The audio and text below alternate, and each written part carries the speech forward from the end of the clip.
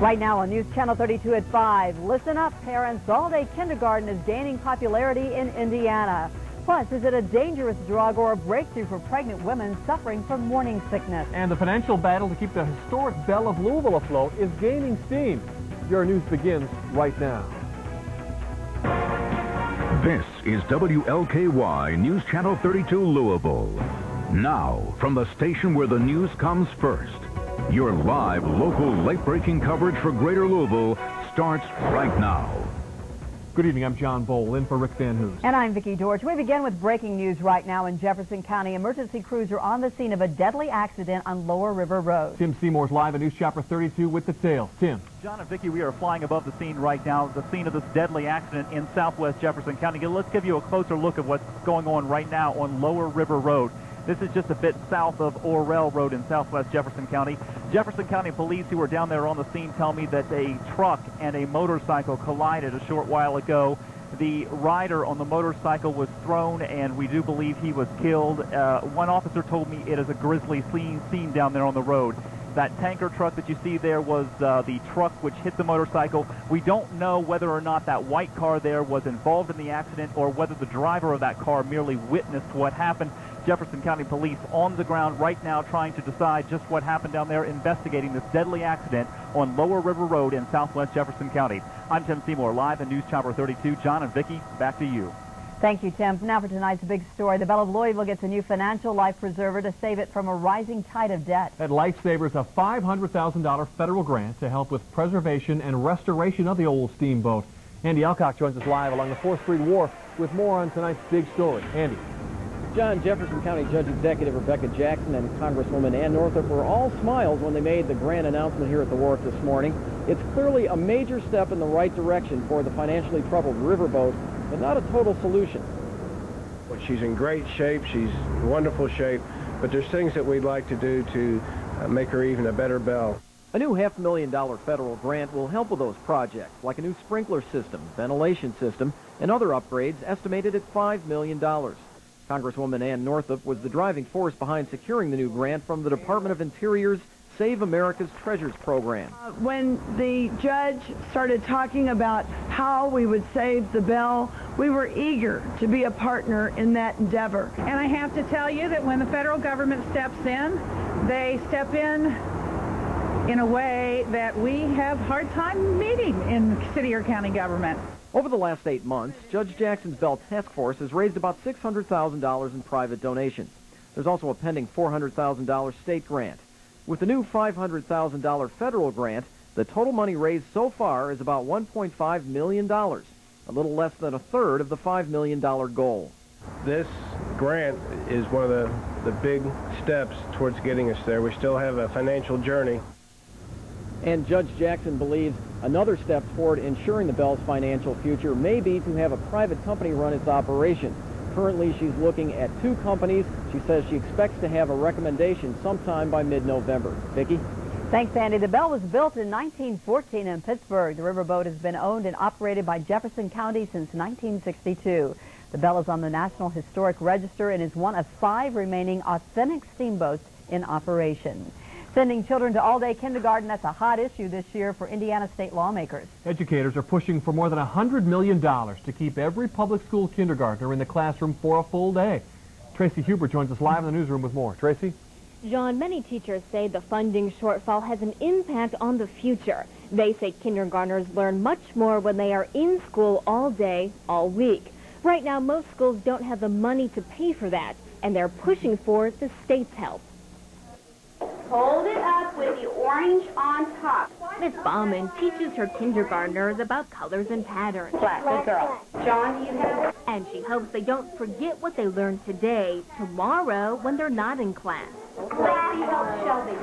Silver Street Elementary in New Albany is one of many schools using a creative kindergarten schedule, which means that children go full day every other day. Really gives us an opportunity to get a lot more accomplished in the year, to reach a point where they're more ready for the first grade. They've done more reading, they've done more writing, we've got more math assignments. Miss Bauman says this schedule is better than sending kindergartners for a half day, but not nearly as beneficial as having the children all day for 5 days. I would say the kids are worth it. I would say the children are definitely worth the money. Educators say all-day kindergarten means more time for instruction, not more time for recess. But keeping kids in the classroom every day for a full day is costly. Lawmakers estimate it would take $110 million. I know that does sound like a lot of money, but in the scheme of things, in a big budget, I think that money would be very well spent. New Albany's Director of Elementary Curriculum, Denver McFadden, is also a member of the State Board of Education. He says the Indiana General Assembly rejected funding all-day kindergarten twice in the past, and he hopes this time lawmakers will break the pattern. Intervening early with children will make all the difference in the world, I believe. Now, Denver McFadden says public schools in Evansville have all-day kindergarten programs, and he says research there shows that children perform better. The General Assembly is expected to take another look at this issue when lawmakers meet in January. John, back to you. All right, thanks, Tracy. Now, Kentucky basketball player Jules Kamara is putting his UK basketball career on the line right now by contesting a drunk driving arrest. He's on trial before a jury of 6 people. The 5-woman, 1-man panel is hearing evidence he was driving under the influence on September 3rd. The outcome of the trial will determine whether or not Kamara will be allowed to return to the team this season. Under UK's strict alcohol policy, Kamara would be forced to forfeit his scholarship if convicted. Well, you heard it here first on News Channel 32, and last night the Jefferson County Board of Education made it official. J-Town High School teacher Vito Bono was fired after being accused of inappropriate behavior with students.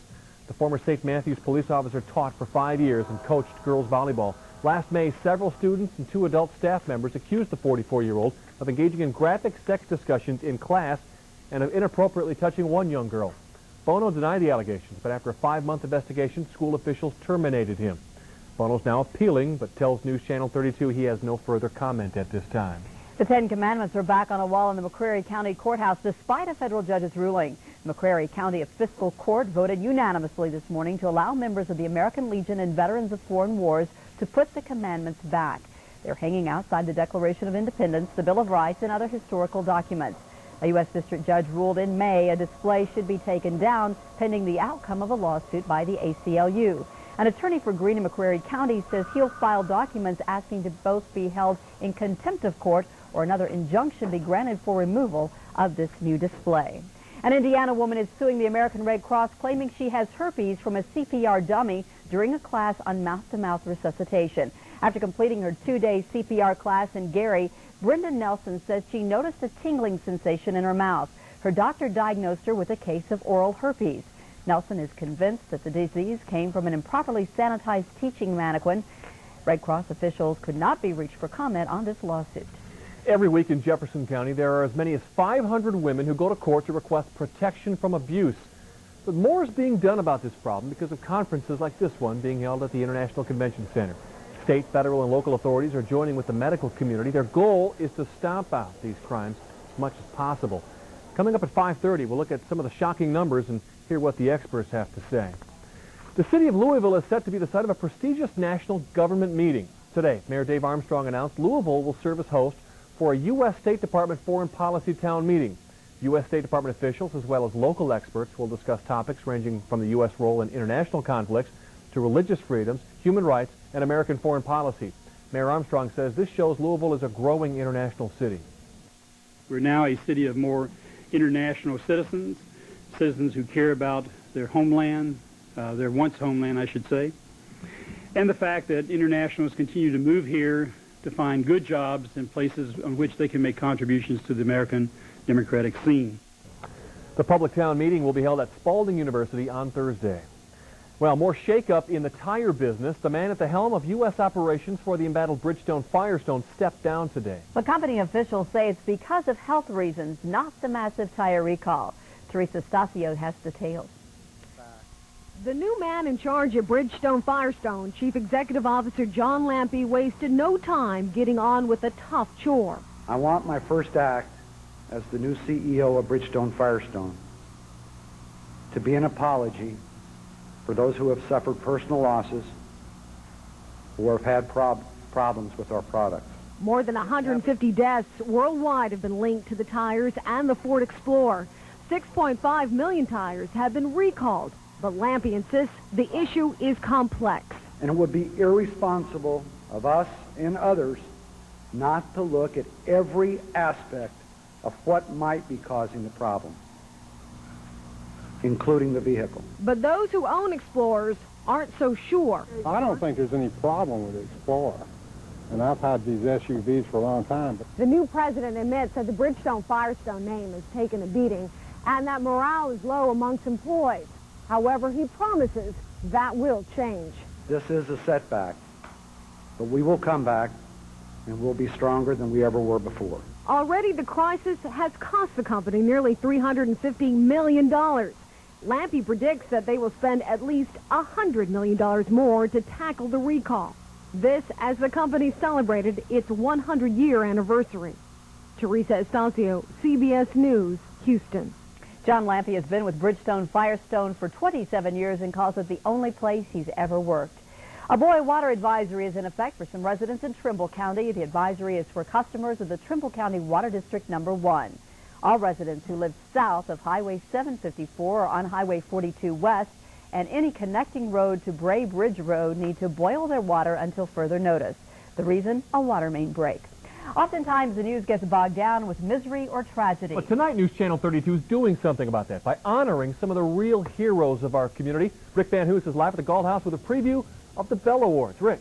All right, thank you, John and Vicki. It is Bell Awards night, the 23rd annual event, and we are so proud at News Channel 32 to once again be a part of this as we honor 12 outstanding citizens in our community.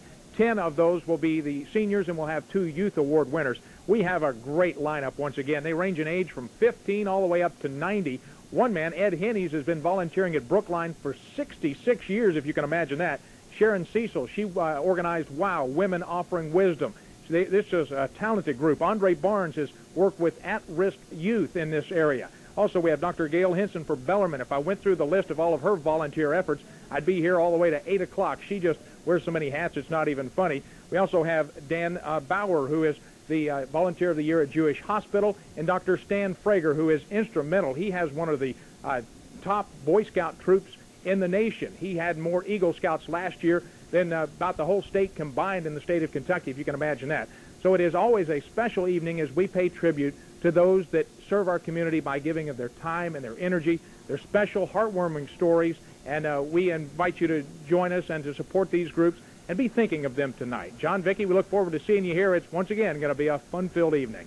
Yeah, Rick, thank you very much. I nominated one of the fellows tonight, and he won, and I think I'm just as excited as he is about the whole process. You can catch the Bell Awards next Saturday night, October 21st at 7 o'clock right here on News Channel 32.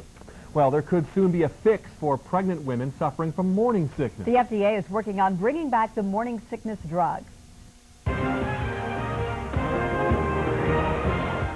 Coming up in Health Watch, we look at the pros and the cons and why the drug was taken off the market nearly 20 years ago in the first place. Crimes against women and children are in the spotlight this week in Louisville. Hundreds are working together to combat domestic violence. And fall means great color on the trees, but what about in the garden? A fresh idea on how to add some beautiful color right in your own backyard.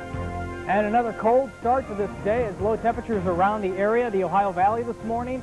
Down in the 30s again. Right here in Louisville, the official low 32 degrees. That makes 3 mornings in a row where temperatures have been at or below freezing. Will tomorrow morning be 4? And when can you trade those coats in for the shorts once again? The answer in your 7-day in just a few minutes. You're watching WLKY News Channel 32 at 5. With Vicki Dorch, Rick Van Hoos, Fred Cowgill with sports, Super Doppler Weather Watch with Jay Cardosi, and the home of News Chopper 32. The news is sponsored in part by Jewish Hospital. When Mike Schaffer had a serious heart problem, he was admitted to a local hospital. His doctors were concerned because Mike's condition was life-threatening, and the procedure he needed had never been performed there. So they put their heads together and decided on the best course of treatment. Send him to Jewish Hospital. Jewish Hospital, the best place for your heart. Dodge Ram has inspired considerable change in pickups. And it's been the inspiration for change among pickup owners as well. In just 4 years, more than 1 million households have switched to Dodge trucks. It seems when the owners of those other trucks get a good look at Ram, they begin to see things differently. Now get up to $2,000 cash allowance or low APR on Dodge Ram. The budget surplus. And Northup wants to spend it on tax breaks for the wealthy. On April 14, 1999, Northup voted for a $778 billion tax cut for the wealthy. 3 months later, she again voted for a massive tax break for her rich friends. Now some Republicans want a $1.3 trillion tax cut for America's wealthiest families instead of investing in education, health care, and Social Security for Kentucky's working families. Tell Ann Northup her tax breaks for the wealthy are hurting our families. Attention users of the drug Resolent. Your health may be at risk. If you use the drug Resolent for diabetes, your health is at risk. Call this number now for a free and confidential consultation. I'm attorney Darrell Isaacs. Thousands are just now learning of the serious and sometimes deadly side effects of Resolent. Whether or not you are currently experiencing any side effects, call me now. You may be entitled to money damages. All calls are free and confidential. If you used Resolent, call attorney Darrell Isaacs. Here I am, baby, crisp, juicy chicken just for you. Decked out in tomato and lettuce, I'm KFC Twister and I'm new. With my creamy, tangy pepper sauce, I'll give those taste buds something to do. They twist me round and round all snuggly. Look what I gotta go through to be beautiful. Oh, now here I come, baby, with wedges and drink, just $2.99. Straight from KFC to you. Now, how good is that? Now, your Super Doppler 32 Weather Watch with Chief Meteorologist Jay Cardosi.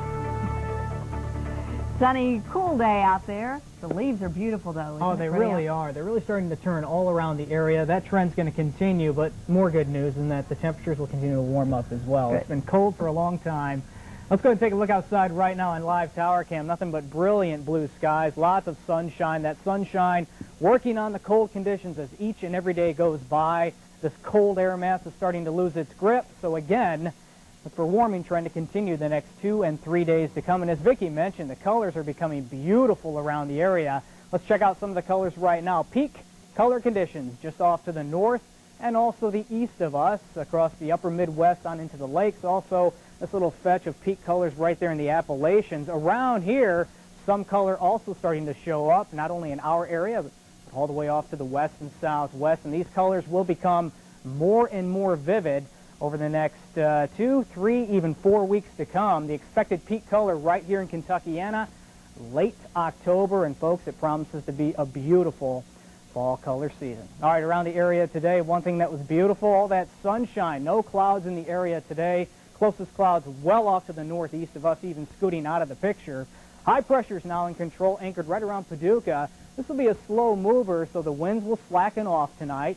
And with clear skies, you know what that means. It's going to be another chilly overnight period. Right now, though, it's warmer than it's been for the last 3 and 4 days. We're at 62 degrees in Louisville, even warmer readings. The upper 60s showing up on the map off to the southwest, and that's where our air that is going to be coming from the next few days to come. Now, overnight tonight, don't look for a drastic warm-up in temperatures by any means. Even some patchy frost is once again possible. Clear skies and low temperatures will fall off into the lower to middle 30s once again. Some folks, especially just north of Louisville, could touch the freezing point once again by daybreak tomorrow. Numbers for the day today, it was a nice fall afternoon, wasn't it? 63 degrees your high after a morning start of 32. Outside right now, we do have 62 degrees. The humidity nice and dry, but that'll also lead to a lot of cold conditions overnight tonight. 29% on the humidity, a northwest breeze coming at us at 9 miles an hour. You can see the cold conditions, especially off to the northeast. That's where the coldest readings are at right now. But temperatures are starting to rebound now out here in the plains, and that's a sign that our weather will start to warm up as well the next few days. There's cold high pressure still off to the west of us in the morning, but as it scoots eastward, we'll get on the back side, pick up a west to southwesterly breeze, and that'll help us warm up at least a little bit closer to normal by tomorrow afternoon. Highs in the upper 60s to near 70 in southern Indiana and Kentucky. Again, upper 60s and lower 70s likely. The range 67 in Carrollton up to about 71 in Glendine. And you can see that real cold air mass continues to lose its grip the next few days as the coldest weather gets pushed off to the northeast. Temperatures continue to moderate right here in the Ohio Valley through late week. All right, here's your forecast. Now the Super Doppler 32 forecast for this evening. Clear, chilly, some patchy frost very late tonight. Otherwise, up until 10 o'clock, temperatures will hold in the 40s. Your pinpoint forecast now for the overnight period on into the first half of tomorrow. 46 at 10 o'clock, 34 as you wake up in the morning. Still cold. Make sure those children have the coats as they wait at the bus stop. Some patchy frost is possible, but quickly up to 59 by noontime. And look at tomorrow's high. We're going to top out at 68. 70s take over once again, and even upper 70s just in time for the weekend. Right now, it looks dry the next 7 days with temperatures approaching 80 on Sunday. Ooh. Talk about the ups and downs of fall, but this weekend will be nothing like last weekend as we continue to warm. We deserve it. We do. For the weekend, Jay. Well, for garden color late into fall, why not try out Garden Mom? Alan Smith shows us how it works. I'm always looking for ways to keep as much color in the garden as long as possible. I have plenty for mid and late season bloom, such as goldenrod and asters. But to ensure a splash of color deep into the autumn, I always plant a few of these classic mums. They just seem to be naturals for the fall landscape. They originally came from China and have been grown in gardens there for over 2,500 years. It's easy to see why they're so enduring with such a variety of shapes and colors. As you can see, these that I'm planting really don't look like much yet.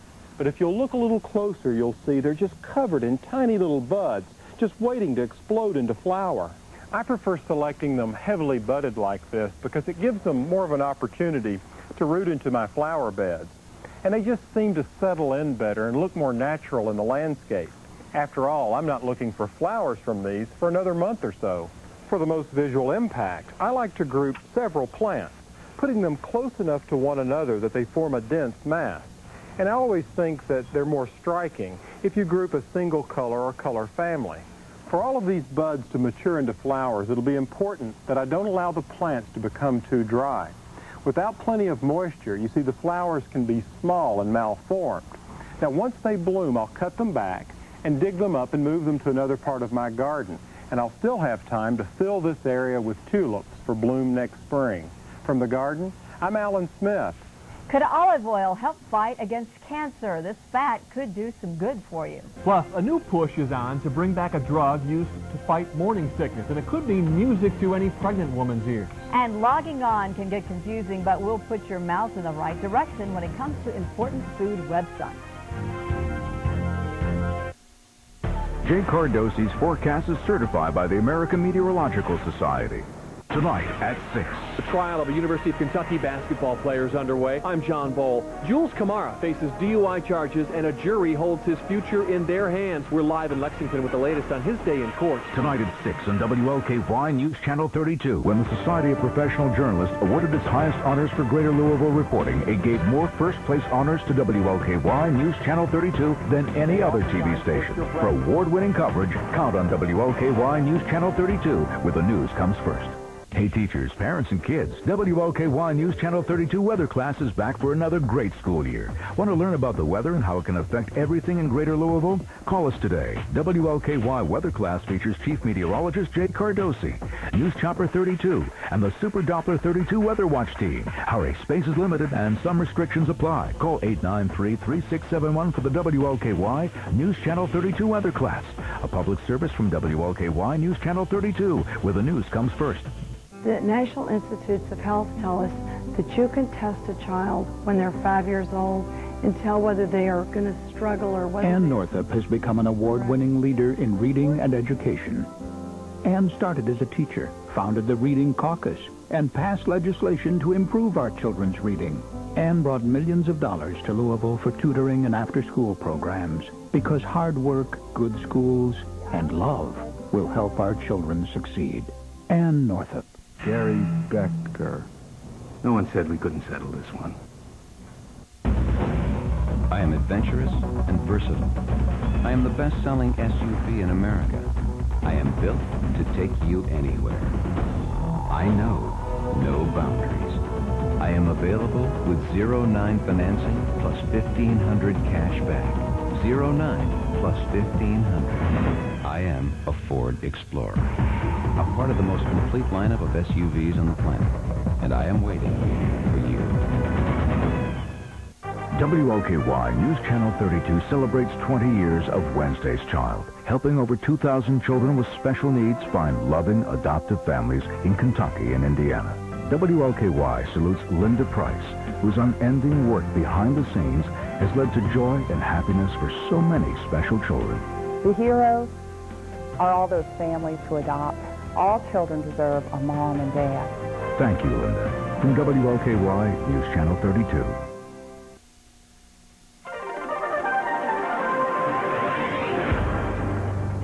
In Health Watch, there's a fat that's apparently good for you. It's the fat found in olive oil. Researchers in the United Kingdom say olive oil can protect you from colon cancer. A study conducted in 28 countries shows the more olive oil in the diet, the lower the risk of colon cancer. There are questions surrounding a proposed new treatment for pregnant women who suffer from morning sickness. Laura Kinney of our Washington Bureau has details of a new treatment that's actually an old medicine under a new name. How are you today? Dr. Marciana Wilkerson says up to a third of her pregnant patients experience morning sickness. In about 25% of those cases, it's extremely bad. So she's pleased the Canadian company Duchenne wants to market its morning sickness drug, Diclectin, here. But Diclectin's been here before. Duchenne says it's the same drug American women took as Bendectin for 30 years, then made by U.S. company Merrill Dow. Problem is, in the 80s, patients began suing the company. They claimed Bendectin was causing birth defects. The original manufacturer pulled the drug, citing legal costs. But since then, the Food and Drug Administration has re-reviewed data. There was not a true scientific reason that the drug was associated with the genetic abnormalities. In fact, it's been sold all along. It's a mix of vitamin B and antihistamine. Some pharmacists brewed themselves. There are some compounding pharmacists that have been making it up. It's not a difficult thing to do. But the drug maker, Duchenne, has to convince moms like Deirdre Donnelly. The idea of putting chemicals in my body, I would have a problem with that, and I would want something that's been tested and tested and tested. Data the drug's maker claims it already has. In Washington, Lori Kinney, News Channel 32, WLKY. Back in the 80s, the FDA never said Bendectin was unsafe. The drug's maker pulled it itself, setting the cost of litigation. Well, a local newspaper salesman accused of murder is back in court. That's next. Domestic violence takes center stage this week in Louisville. Find out how hundreds are joining together to stop crimes against women and children. If you're concerned about your health, we have some helpful websites for you. I'm Joe Orlando. Ever been through a corn maze? You just kind of try to find your way around and figure out how to get in and out of these things. We'll take you to one in tonight's Joe's, folks. I have no idea where I'm going.